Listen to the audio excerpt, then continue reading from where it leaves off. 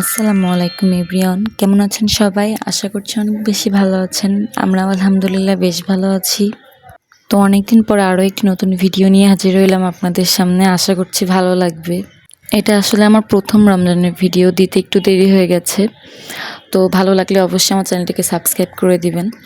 তো এই তো প্রথমে আপনাদের ভাইয়া তাদের অফিস থেকে বিফ খিচুড়ি নিয়ে আসছিল। তো সেই খিচুড়িটা খেয়ে আমি সেহরির জন্য রান্না বসাইতে গেলাম। তো এখানে অল্প কিছুই আইটেম রাখছিলাম, একটু গরুর মাংস আর হালকা একটু দুধ ডাল দিয়েছিলাম। দুইজন আর কী বা খাবো। তো এই তো তারপরে দুইজন মিলে এখানে তারাবি নামাজ পড়ে নিলাম। আর তারপর কোনো ভিডিওর ক্লিপই আমার নেওয়া হয় না, যেটা সব থেকে বেশি হাস্যকর ব্যাপার। আর এটা তারপরের দিন ইফতারির ভিডিও। তো এখানে একদমই অল্প কিছু আইটেম ছিল, দুইজনের জন্য এটাই অনেক বেশি আমি মনে করি।